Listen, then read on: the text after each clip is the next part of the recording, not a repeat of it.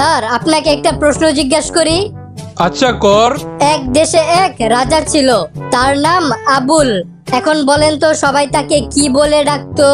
যেহেতু তার নাম আবুল, সেহেতু সবাই তাকে আবুল রাজা বলে ডাকতো। ওই দেশে একটা রানীও ছিল, তার নাম চুতমা। এখন বলেন তো ওই দেশের সবাই রানীকে কি বলে ডাকতো? ডাক্তার সাহেব, আমার বউয়ের প্রেসার মেপে দেখেন তো আমার বউ প্রেগনেন্ট কিনা। দূর মিয়া, আপনার বউ প্রেগনেন্ট কিনা তা প্রেসার মেপে কিভাবে বুঝবো? এটা তো অসম্ভব। তাহলে বাংলা সিনেমায় যে দেখলাম ডাক্তার নায়িকার প্রেসার মাপার পর বলে, কনগ্রাচুলেশন, আপনি মা হতে যাচ্ছেন।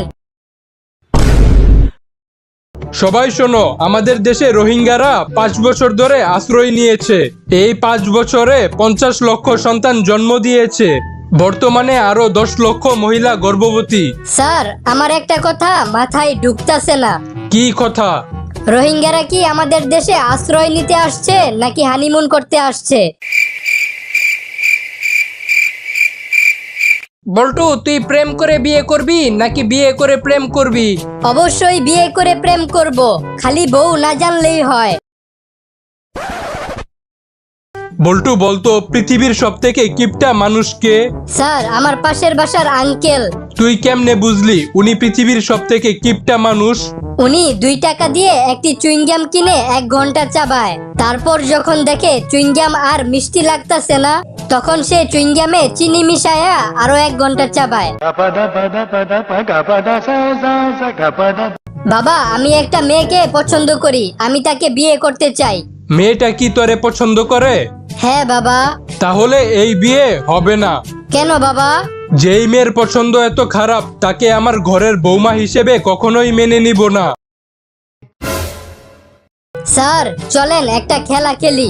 খেলাতে আমি জিতলে আপনি আমাকে 1000 টাকা দিবেন, আর আপনি জিতলে আমি আপনাকে 1000 টাকা দিব। তা খেলাটা কি নিয়ে? খেলাটা হলো, আমি আপনার সাথে কথা বলতে থাকবো, আপনি মুখ দিয়ে কালো রং শব্দটা বলবেন না, আর যদি ভুলেও এই কালো রং শব্দটা বলে ফেলেন তাহলে আপনি এই খেলাতে হেরে যাবেন আর আমাকে 1000 টাকা দিবেন। আচ্ছা ঠিক আছে। আপনার শার্টের রং কি? সাদা। আমার চুলের রং কি? লাল। আকাশের রং কি? নীল। দেখছেন, আপনারে নীল রং বলতে না করছিলাম। না না, তুই তো আমারে কালো রং বলছিলি। এই জন্যই তো আপনারে বলদ ডাকি।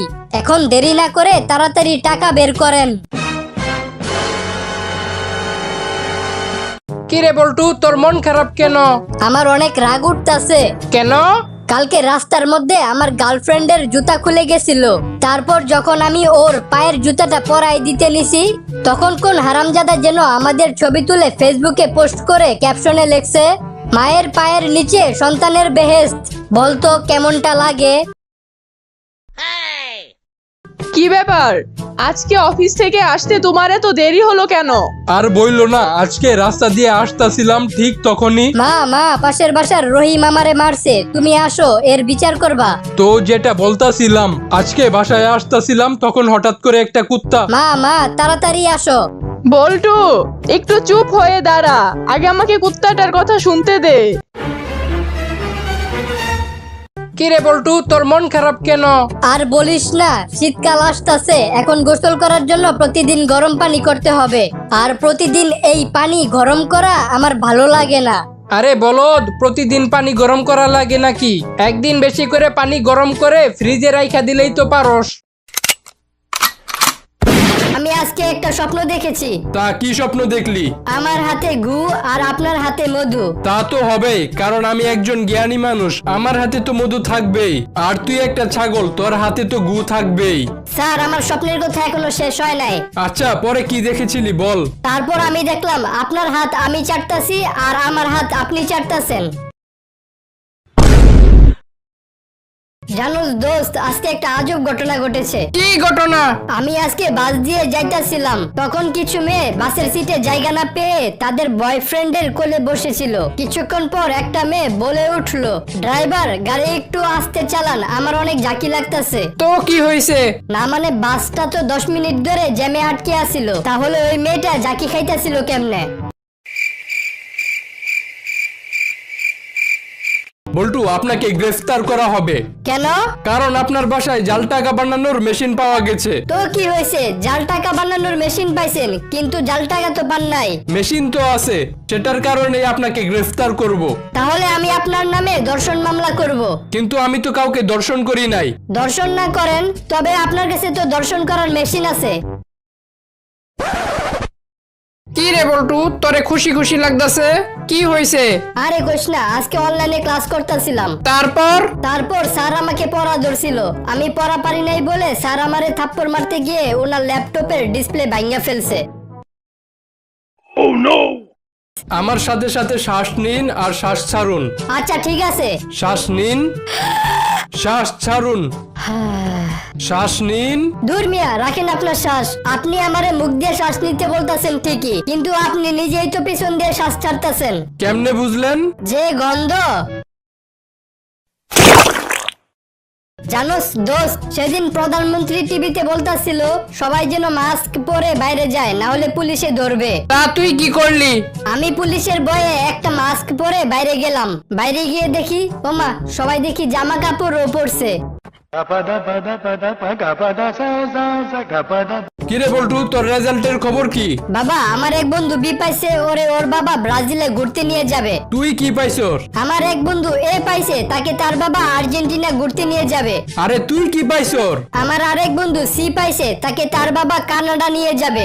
আমি তোরে শেষবারের মতো জিজ্ঞাসা করতেছি, তোর রেজাল্টের কি খবর? না হলে কিন্তু তোর একদিন কি আমার একদিন।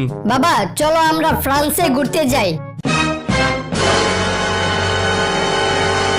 দোস্ত, আমি 2 বছর ধরে একটা জিনিস খেয়াল করতেছি। কি জিনিস? আমাদের বাসার সামনে একটা পার্লার আছে। সেই পার্লারে যেই মেয়ে ঢুকে সেই মেয়ে আর কখনো বের হয় না। ওই মেয়ের বদলে অন্য মেয়ে বের হয়ে আসে। আচ্ছা, এটা কি কোনো জাদু নাকি? হ্যাঁ, এটা ময়দার জাদু।